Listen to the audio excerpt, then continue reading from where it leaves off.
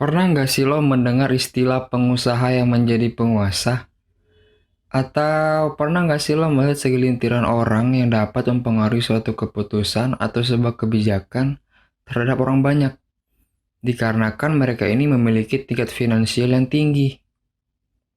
Well, kalau lagi ngomongin tentang hal-hal kayak gitu, kita sedang berbicara tentang yang namanya oligarki.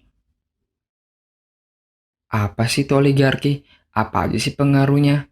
Nah, buat lo yang penasaran, tonton video ini sampai habis karena gua akan jelasin sedikit tentang oligarki dalam wajah demokrasi Indonesia berdasarkan pemahaman gua.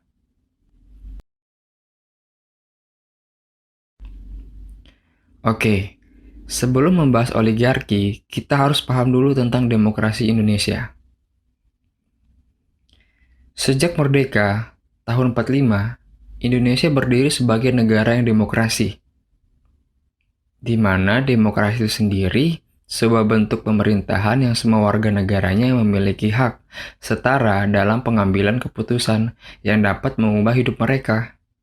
Indonesia sendiri menganut demokrasi Pancasila yang berlandaskan pada nilai-nilai yang terkandung di dalam ideologi Pancasila itu sendiri, seperti ketuhanan yang Maha Esa, kemanusiaan yang adil dan beradab, dan poin-poin yang lain.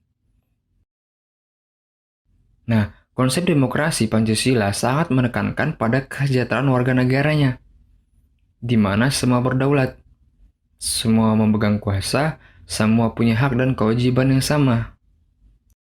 Terus, apa itu oligarki?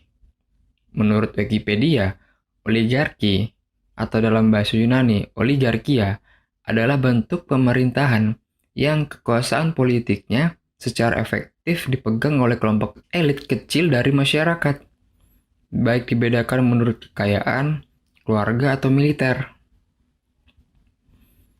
Oligarki secara umum dipahami sebagai penguasaan oleh minoritas terhadap mayoritas. Oligarki artinya penguasaan berada di tangan minoritas kecil, tetapi dapat melakukan penguasaan terhadap sumber daya yang luar biasa besar. Kok bisa kelompok kecil ini atau orang-orang ini punya power yang besar? Ya itu tadi, dari materi dan koneksi yang mereka punya. Jadi, garis besarnya, oligarki itu sekelompok orang yang punya pengaruh besar atau punya kekuasaan terhadap pemerintah karena kekayaan kelompok tersebut. Dan mereka ini bisa mempengaruhi kebijakan pemerintah loh. Ibaratnya mereka ini bisa mengendalikan pemerintah lah. Nah, apa hubungannya antara oligarki dan demokrasi Pancasila? Mungkin tayangan berikut ini bisa menjelaskan. Tidak ada keterkaitannya karena oligarki politik itu tidak sesuai dengan wajah demokrasi yang dianut oleh bangsa Indonesia. Bahkan keduanya saling berseberangan dan bertolak belakang. Ya, jadi tidak ada hubungannya. Tetapi, pada kenyataannya demokrasi Indonesia sekarang dalam lingkaran oligarki. Hah, tahu dari mana lu? Wes, santai bos. Jangan ngegas dulu. Biar gue jelasin. Di awal video, kita sempat menyinggung tentang istilah pengusaha yang menjadi penguasa. Mungkin istilah tersebut bisa menggambarkan keadaan politik di Indonesia.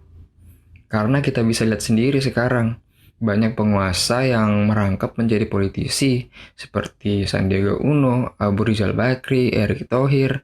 Tapi bukan berarti gue mau ngejudge mereka punya kepentingan tersendiri dalam ranah politik. Mereka hanya sebagai contoh, pengusaha tajir yang menjadi politisi. Tapi tetap saja, who knows? Secara politik, oligarki adalah segelintiran orang yang berkuasa sehingga mereka bisa menentukan semua keputusan politik bagi ratusan juta orang lainnya. Ketika seorang pengusaha dengan mental pebisnisnya menjadi penguasa akan berdampak negatif karena seorang pengusaha berpikirnya tentang untung rugi. Sedangkan seorang pemimpin, terutama pemimpin negara, yang harus dipikirkan tentang kepentingan orang banyak atau rakyat, bukan lagi tentang kepentingan sekelompok orang saja. Contoh deh, waktu demo massal, mahasiswa tolak revisi Undang-Undang KPK. Dan mungkin di antara kalian ada yang ikut tuh. di mana kebijakan di dalam revisi Undang-Undang KPK melemahkan fungsi dari KPK. Dan itulah salah satu bentuk pengaruh oligarki di dalam politik Indonesia yang memudahkan para anggotanya dalam menjalankan kepentingannya. Maka tidak heran demokrasi di Indonesia hari ini mengalami stagnasi atau bahkan kemunduran karena ia justru dibajak oleh para elit mereka sendiri. Nah, ketika para oligark ini dapat menguasai kursi kepemimpinan dalam ranah politik, mereka dapat melakukan monopoli terutama pada sektor ekonomi. Inilah yang dinamakan oligarki ekonomi. Secara ekonomi, oligarki merujuk pada keadaan di mana sejumlah kecil manusia menguasai sebagian besar kekayaan atau aset bangsa. Ya, kita tahu ya bahwa ketimpangan perekonomian di Indonesia sangat tinggi, di mana ketimpangan kekayaan antara orang kaya dan miskin sangat buruk. Yang kaya makin kaya, yang miskin makin miskin. Oligarki melahirkan ketimpangan dan kemiskinan, dan juga menimbulkan ketidakadilan ekonomi dan hukum, rendahnya tingkat kepercayaan umum, serta pilihan kebijakan yang buruk. Dan semua itu berpengaruh terhadap keadaan sosial di Indonesia, di mana segala sesuatunya diukur dari status kekayaan mereka. Kalau nggak percaya, coba deh lihat video ini. Yang kaya melindungi yang miskin agar bisa hidup dengan wajar, dan yang miskin melindungi yang kaya agar tidak menularkan penyakitnya,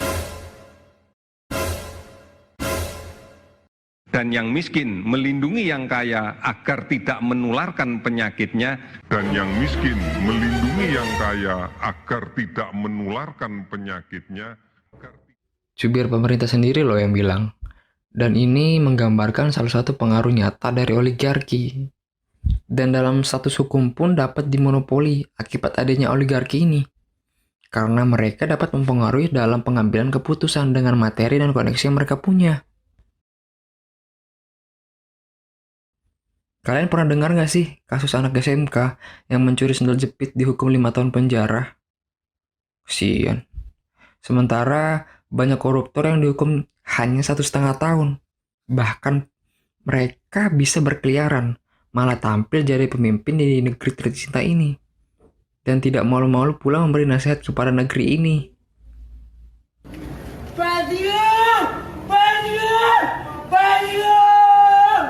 So, apa oligarki bisa dihilangkan? Menurutku sih nggak bisa. Karena ini semacam jaringan yang hanya bisa diputus. Dan kitalah generasi muda yang bisa memutuskan jaringan tersebut dengan berpegang teguh terhadap nilai-nilai demokrasi Pancasila, sehingga mereka yang berada dalam jaringan tersebut hilang dengan sendirinya seiring masa expire-nya mereka. Mungkin ini aja yang bisa gue sampaikan tentang pemahaman gue terhadap oligarki di dalam demokrasi Indonesia. Dan kalau lo punya pandangan berbeda atau mau koreksi, nggak apa-apa banget nih buat lo untuk komen di kolom komentar. Oke, itu aja dari gua. Bye.